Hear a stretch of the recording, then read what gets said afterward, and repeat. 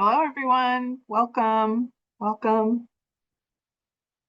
Hi. So, Oh, welcome to the OGP Manager Grant Round 1 webinar. Today, we're going to be talking about reporting requirements for the OGP for folks in Cycle 1, so the first year of the grant.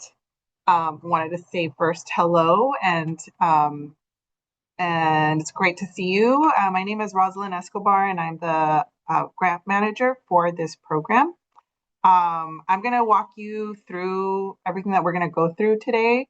I believe it's going to be a small group. So I think because it's a smaller group, we can probably go ahead and unmute for questions.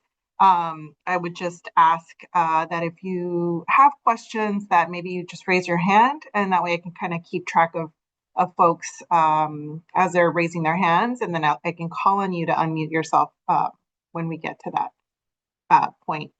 So again, my name is Rosalind Escobar. Welcome to the webinar, and let's get started. This is going to be a short webinar. We've made quite a lot of changes, which I'm going to go through, but wanted to begin just by welcoming you. And we will not have Ann Jensen on the line with us today. It'll just be me. So I will be hosting the webinar again. I'm going to go through all the requirements, a little bit about the grant cycle, why we do this, go through just kind of like the nuances of like how to report the portal, how to get into the portal, how to fill it out, and then we can take questions as we go along. So before we begin, I did want to kind of point you to some helpful resources on our website. We have a web page that is all about reporting. It's our I think it's called Manager Grant, the web page, and so you can get to that page here with this first link. Your Exhibit B document. So it's the Exhibit B is the general terms and instructions for managing the grant. That's kind of basically what we're going to talk about today. But if you want to see the actual document, you can find that here in this link. And then our grant portal, where you will be filling everything out, is going to be here on this link. Um, yeah, so get familiar, go on those links. Those are going to be really helpful resources as you're starting this reporting session. Our timelines, a little bit about, oh, I see something in the chat. Let me stop here and make sure I see chat. Okay. Oh, maybe, you know what? I forgot to say, maybe we can introduce ourselves in the chat for folks just to kind of get to know who's in the space. So if you would like to put your name in the chat and your organization name, anything you want to share with the group, feel free to do that in the chat. And I'm going to keep moving through these slides. So yes, the OGP grant program, for those who might be new, I know sometimes we have folks that have started to work with an organization that is reporting, and so you might be kind of catching up. The organizational grant program, we call it the OGP, it's a 2-year grant. And these grants are meant to support organizations' capacity to boost them in ways that are helpful for them to be able to accomplish their mission. So it's very broad grant funding. It's basically funding for whatever the biggest need of the organization is, which is great, and it's one of the most important kind of critical sources of funding in the county, in the region, and one of the only types of grants like this in Southern California. Maybe the state. I don't think there's a lot of grants like this where it's multi-year funding, unrestricted. So yeah, so we have a large pool of grantees, very interesting and really cool projects happening and being funded through this grant.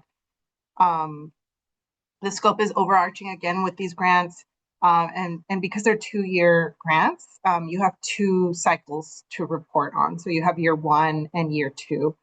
So today we're talking about year 1. So for year 1, we're talking about activities that happened during the grant cycle between July 1st of 2025 and June 30th of 2026. When you're reporting, it's just kind of to remind you your expenditures when you're talking about like what you've used the money for. The funding, we know that in some cases the money might not have been spent out by June 30th, as long as it's been kind of what do you call it? There's been a contract to spend that money out by June 30th, then that is totally fine. So yeah, this first year, we're aware that there's been many challenges. A lot of folks are, dealing with funding issues and just, overall challenging time for the arts sector. So, we're sensitive to that, and we're here to kind of support you as you're going through this. And if you ever have questions, feel free to reach out to staff. We've as we're going through this, we know these are challenging times. Every year we're going through our grant requirements, both application and reporting requirements, to make sure that we're kind of streamlining and removing anything that might not be necessary in our grant forms. Really just trying to be very focused on what we ask and why we're asking it.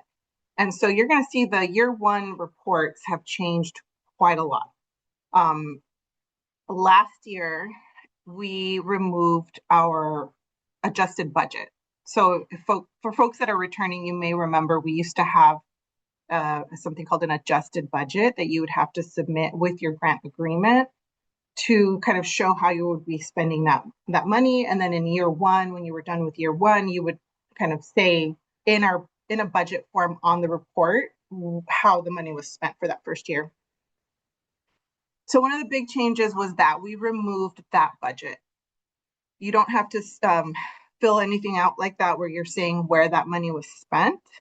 And then also we've really streamlined the questions quite a bit. We've removed I think it's like 2 or 3 of the questions that were in that report. We've also removed the proof of recognition requirement. So you won't need to, I think in the past, folks had to find like marketing materials or get a screenshot of their website showing that you've had our logo on your materials.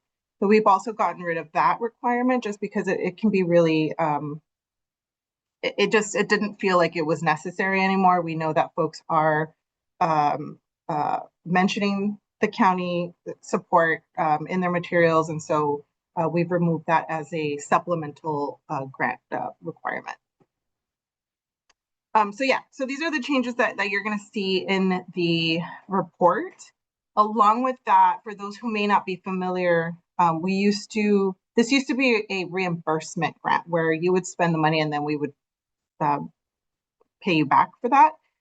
We've gotten rid of that, and along with that, we've also started sending out or distributing payments at the beginning of the cycle instead of at the end. So for this current year, the year one folks, you have hopefully seen that you've received your funding at the beginning of the cycle after you submitted your agreement. I believe it was in November of 25 is when folks should have received their payment. So year one payments have been distributed already. And for year two, the year two payment will automatically be sent out in November again. So as long as you've submitted all of your year one requirements, meaning these report forms and any supplemental materials that need to be submitted, then you don't need to send an invoice. It will just automatically be processed in November.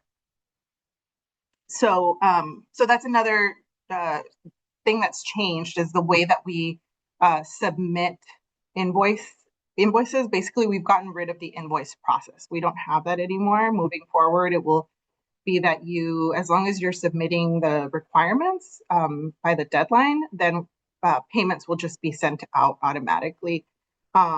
In November is when payments will be coming out. So again, these changes were made as a result of the need for more flexibility for grantees to be able to provide updates and to let us know what modifications have been made to grant funded projects and to continue streamlining our forms just to make this management of this grant easier for everyone.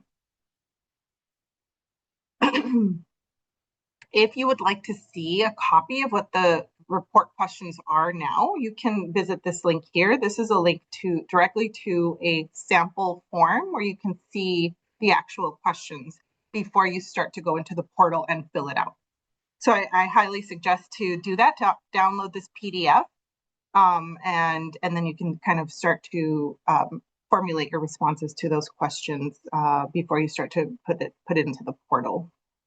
And I will be sending out this PowerPoint after the meeting, so you'll have this document and you'll be able to link to it. I'll stop here in case there's any questions. Again, feel free to just kind of raise your hand and I'll let you unmute yourself if there's any questions. Go ahead, Corey, I see your hand up. Hi. Oh, it's so nice to, I don't think I've actually seen you face to face before. So nice to meet you. Hi, everybody. I probably shouldn't ask about this, but year two, is this year two report going to be as streamlined as year one? Year one. Year two has also been streamlined quite a bit. But we're only talking about year one for this first part of the report webinar. I have to say, I love the new report. It's awesome. Thank you. Oh, good. Good. Glad to hear that.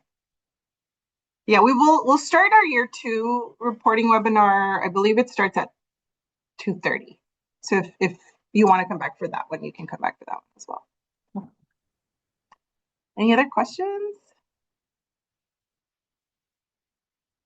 Okay, let's keep going. Again, it's going to be a short webinar because our reporting forms have changed quite a lot and they're very streamlined. So getting started, something to just think about is you might want to find your original agreement. That's really helpful just so you can see, what your agreement looked like, what information was on it, how it's set up. And then also one of the requirements, either in year one or year two, it's optional if you want to submit it in first year or second year, is submitting a letter to the Board of Supervisors, specifically to the supervisor in your district. So if you haven't done that already and you want to do that in year one, then you can go ahead and do that, and then just make sure you have a copy of that letter ready to upload in your report forms. And if you're not sure who your district supervisor is, you can use this link here and just punch in your address, and then you'll be able to see who the supervisor for your district is. And then in our grant agreement, the Exhibit B, you'll find the email for that supervisor, so you could email them that letter. And then just send us a copy in the report form. So yeah, getting started, those two things would be helpful. And again, as we've started to make updates, just reminder that you've already been paid, but when you're thinking about like what you've done this cycle and what you're reporting on basically all expenses that had to do with the project that you submitted an application for, and any matching funds that you use to match that grant, since it's a dollar for dollar grant match. So you just want to make sure you've kind of accounted for that, what you've spent, and that it's been incurred. It doesn't have to be spent out, but it's been incurred by June 30th. Then in the reports, again, we're really focusing on project implementation. So what's been happening, over this last year, if you had to make any changes, what that looked like. And yeah, basically what we want to know is like, what kinds of activities have you supported through this grant funding, how you define success this past year, and how you're keeping track of this progress. We also want to hear any challenges that you've come across, and I'll show you the exact questions, but that's kind of what we're hoping to hear about when we're receiving these grant reports. Again, the deadline for this report to be submitted is June 1st. So make sure you've completed by June 1st. Shouldn't be too difficult because again, it's been really streamlined and a lot quicker to submit.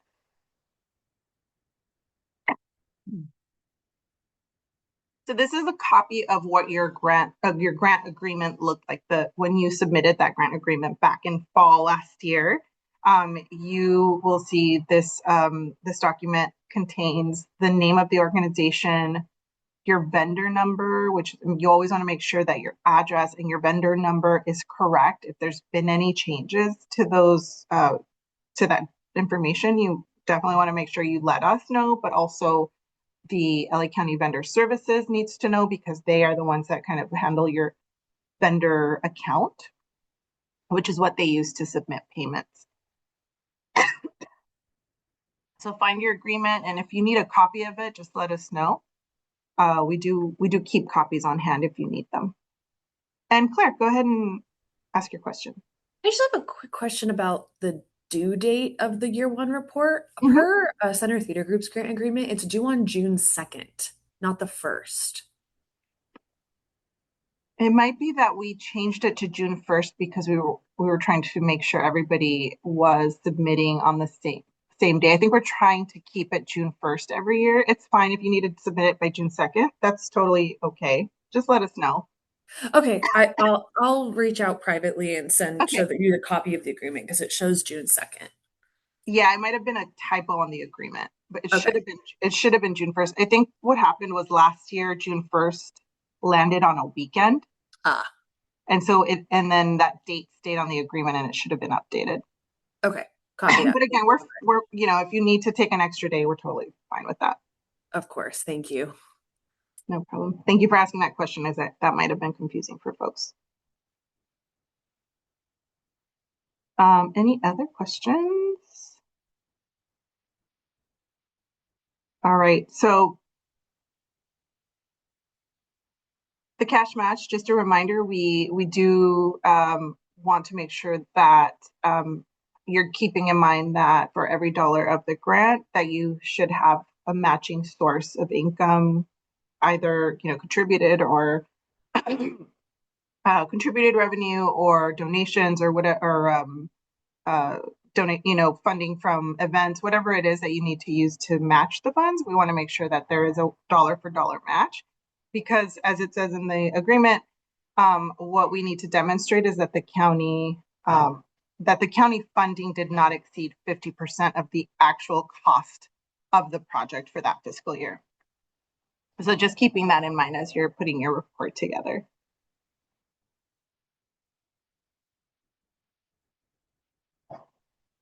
So to get started and get your, after you've looked at the questions, figured out what your responses will be, you can start to log into the grant portal. Some of you may have already started doing this.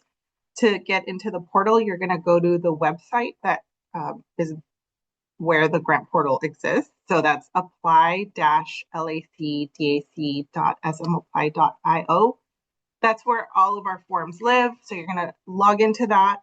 If you've never logged in before and you don't have the information, like maybe you're new to your job and maybe you need help logging in, feel free to email us. You can email us here at grants@arts.lacounty.gov. We can either help you transfer the account to your own email, or if you just need access into the old one, we can also help you with that.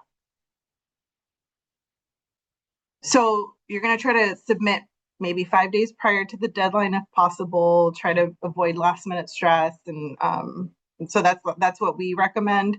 Hopefully cutting and pasting from a Word document, since there are strict character counts. We don't want to get you to get stuck where you're ending a paragraph like in the middle of a sentence because there wasn't enough space. So if you can, start it on a Word document and make sure you've taken a look at the character counts and that you're just cutting and pasting into the grant portal as you submit this. It's probably the easiest way.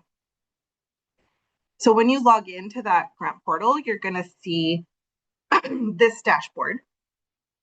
Actually, you're going to see this first. You're going to see a card that will say the grant, the application ID number, the deadline for the grant report and the status. So manager grant round 1 will be your status.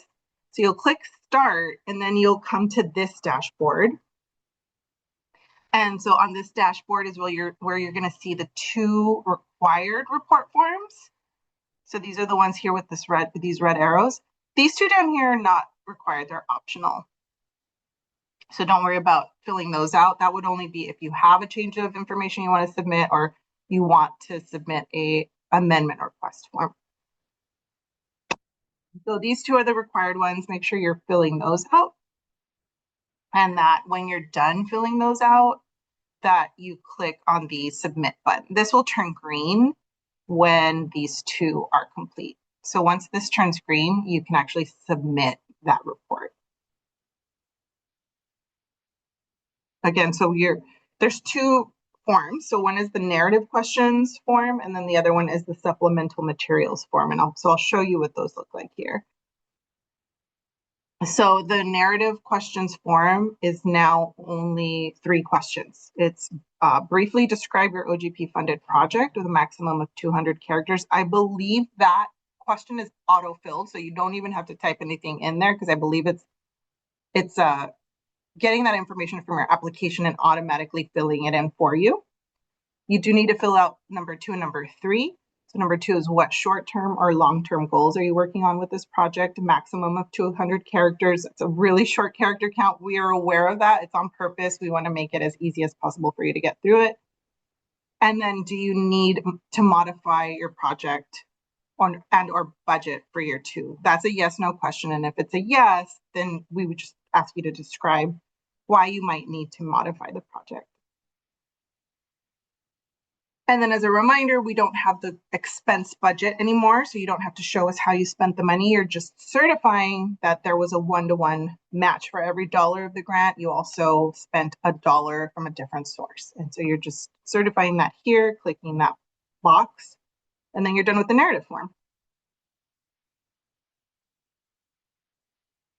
Then you get to the supplemental materials form. Again, only 1 question here. It's optional because if you don't want to send a letter to the Board of Supervisors in year 1, you can do it in year 2. It's kind of up to you when you want to do it. I would send both years because you want them to get to know your organization. You want them to be aware of you. You want to invite them to events as much as you can. So if you are ready to send them, if you've already sent them something, then you just have to upload the copy of that letter or email that you sent here in this supplemental materials page. If you haven't sent them something yet, you can write that and then submit the copy of whatever you're sending them now. And again, to find their email addresses, you can go to the Exhibit B document, terms and instructions, and capture their email address and just send them an email and just send us a copy of that email. If you don't know your supervisor, click on this link, find out who your supervisor is, and you can also send it to just everybody, the full 5 supervisors if you would like to. So yeah, once you're done, this turns green. You click on the green submit button.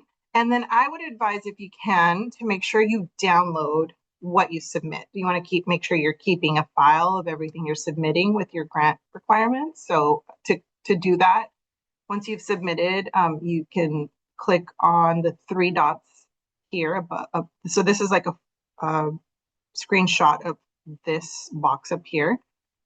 So you click on the 3 dots and it'll let you either download or delete the submission. You would download, don't delete it.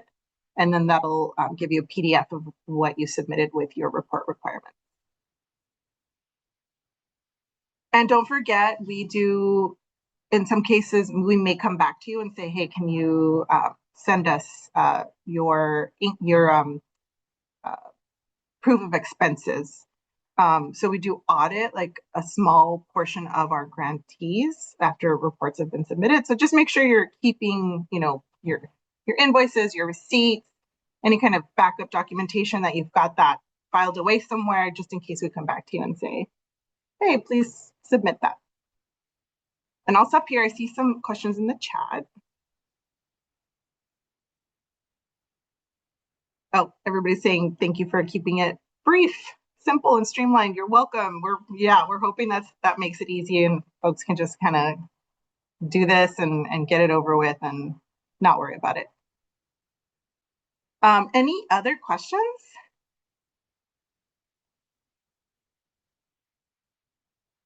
Yeah, I think that's pretty much it. So again, it was a short one.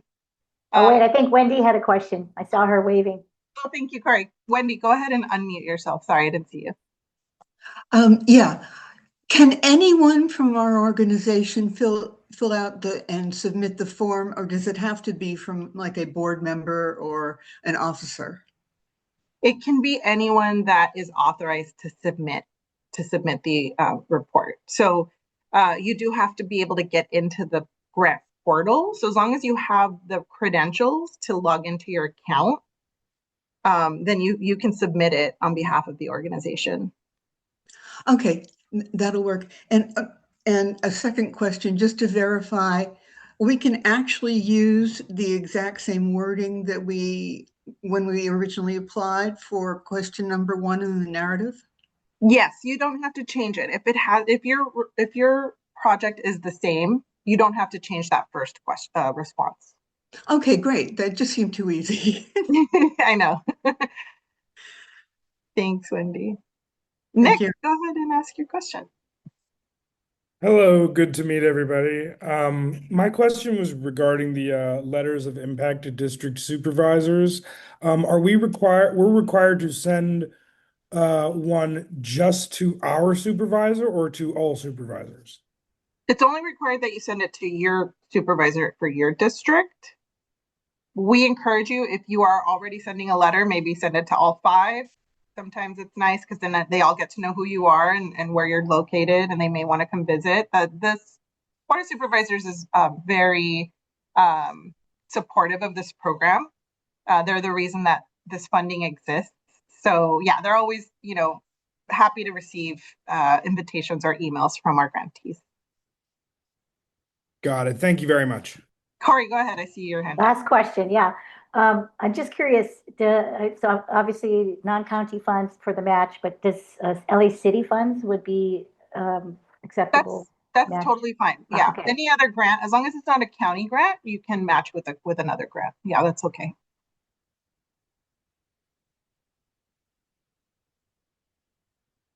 All right.